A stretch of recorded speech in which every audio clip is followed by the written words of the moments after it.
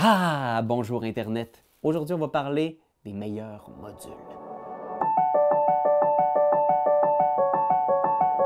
Parce que c'est bien connu, Donjons Dragons, c'est génial! C'est le fun, jouer à Donjons Dragons, c'est tellement une belle activité, mais c'est demandant, ça prend du temps. Surtout pour les maîtres de jeu, toute la préparation, créer un monde, une histoire cohérente, qui en a un petit peu pour tous les goûts, c'est difficile, ça prend du temps.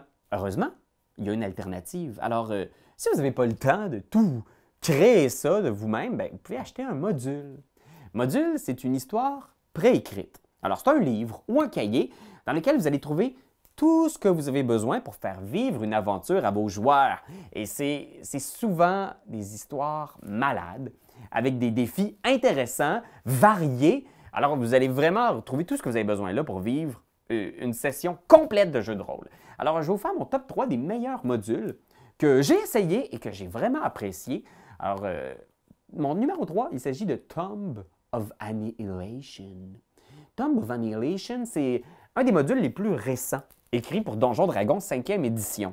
Ça se passe sur un continent recouvert de jungle, Ch'tult. Et dans ce continent, il y a des dinosaures, des dieux morts dans des tombes. Et vous, comme explorateur, vous arrivez là pour résoudre un mystère. Il y a quelque chose sur ce continent-là qui empêche les gens de revenir à la vie. Alors, les sorts de résurrection, oubliez ça, ça ne fonctionne plus. Et c'est très, très intéressant. Vous commencez dans une petite ville portuaire et puis vous avancez case par case dans la jungle. Et là, il y a un mécanisme super intéressant, vraiment rétro. Alors, pour les joueurs ici qui aiment les jeux de société, vous aimez les jeux d'exploration, vous allez retrouver, là, vous allez vous trouver en terrain connu parce qu'on a une carte immense avec des hexagones. Et vous partez de Port Nyaranzao et vous avancez. Et à chaque hexagone, vous allez faire des découvertes. Est-ce que c'est un vieux temple oublié, une ville d'hommes-oiseaux, ou bien un bateau échoué, des pirates? C'est vraiment génial. Il y a vraiment toute cette exploration-là. Et à la toute fin de l'aventure, vous allez explorer un donjon mortel. Une des cryptes les plus dangereuses jamais écrites pour Donjons Dragons. Et ça a été créé en collaboration avec le créateur d'Adventure Time. Alors ça, c'est vraiment chouette et il y a des idées super originales. J'ai vraiment été surpris par ce module-là. Alors, Tomb of Annihilation, essayez ça si vous êtes sur la 5e édition. Je vous suggère aussi Out of the Abyss, qui est très bon, qui explore l'ombre-terre, donc tout le monde souterrain, les royaumes oubliés. Beaucoup de bonnes idées. Mon numéro 2, il s'agit d'une aventure rétro, écrite pour la 2e édition de Donjons Dragons. Alors, à l'époque, quand je n'avais pas l'argent pour acheter des modules, ce que je faisais, c'est que j'allais sur le site de Wizard of the Coast et je téléchargeais des vieilles aventures écrites pour la 1e et la 2e édition. Et il y a une très bonne aventure qui s'appelle How the Mighty Have Fallen. C'est une histoire qui se déroule dans l'Empire magique de Netheril, toujours dans les royaumes oubliés. Et c'est une époque où les magiciens étaient à leur apogée. Alors, ça n'avait pas rapport à quel point la magie était présente partout. Et ces espèces de super magiciens, entre autres Karsus, qui était un des plus puissants, ont besoin de vous dans cette aventure-là pour trouver des composants de sorts pour créer le sort le plus puissant jamais créé. C'est vraiment spécial parce que cette aventure-là, quand même pour des aventuriers de haut niveau, je l'avais roulé avec des jeunes pré-ados et ça avait été tellement chouette. Entre autres, il faut trouver la vésicule biliaire du Tarasque. Et c'était malade!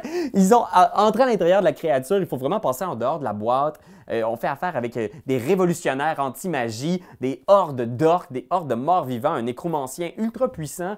C'est une très bonne aventure.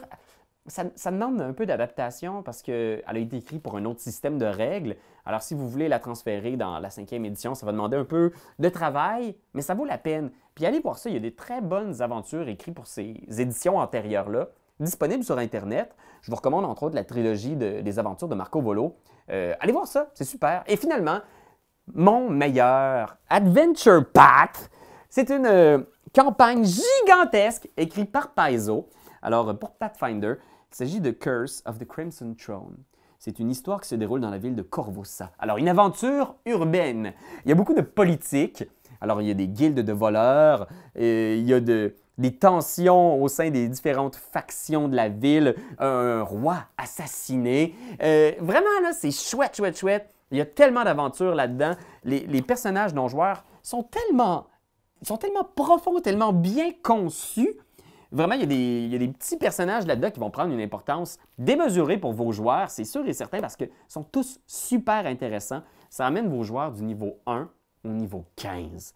Et les Adventure Paths de Paizo sont tous vraiment réussis, bien illustrés, originaux, ils proposent une tonne de mini-jeux aussi qui ne sont pas juste des batailles, des pièges puis des donjons. C'est vraiment des beaux produits. Je vous suggère aussi d'aller voir Skull and Shackles, c'est une aventure de pirate, et Reign of Winter, qui est une aventure vraiment originale, dont une partie où il faut tuer Rasputin dans la Russie révolutionnaire. Pour vrai, c'est super coche! Fait que voilà, c'était le top 3 de mes meilleurs modules. Vous, quels sont les meilleurs modules auxquels vous avez joué? Partagez-nous ça, on veut découvrir des aventures, nous aussi, on en cherche toujours. Alors, et puis manquez pas ça, demain, sur Internet, on joue à Donjon Dragon avec les appendices et tu game. Juste ici. Bye bye Internet. Quand t'aimes quelque chose, tu donnes des bisous dessus. Mais comme c'est un ordinateur, tu donneras pas de bisous. Tu vas plutôt commenter, puis tu vas partager. Oh oui, partager, partager, partager. C'est la leçon de Jésus!